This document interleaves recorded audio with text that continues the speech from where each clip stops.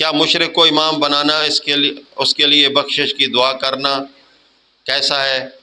بھائی یہ تو قرآن کی نص ہے، میرے بھائی نے آپ کو سورہ توبہ کی آیت بھی پڑھ کے سنا دی ہے، اور سورہ بقرہ کے اندر اللہ پاک فرماتے من یکفر بالطاغوت و یؤمن باللہ، پہلے طاغوت کا انکار آئے گا پھر اللہ پہ ایمان پکا ہوگا۔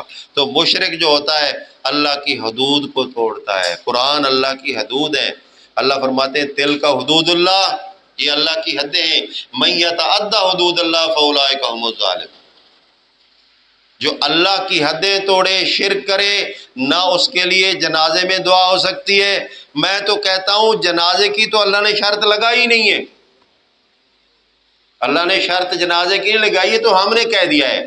اللہ پاک کیا فرماتے ہیں ما کان للنبی والذین آمنوا ان یستغفروا للمشرکین ولو کانوا اولی قربا، یہاں مشرکین کو یہ نہیں کہا کہ جب مر جائیں زندہ مشرک کے لیے بخشش نہیں مانگ سکتے، ہدایت کی دعا مانگ سکتے، بخشش نہیں مانگ سکتے۔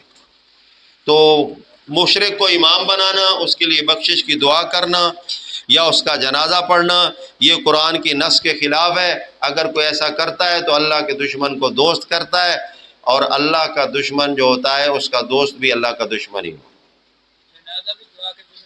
جی بالکل آتا ہے، اسی لیے کہا گیا کہ اس کے لیے جنازے میں بھی دعا نہیں کر سکتے، آپ عمومی میں بھی نہیں کر سکتے۔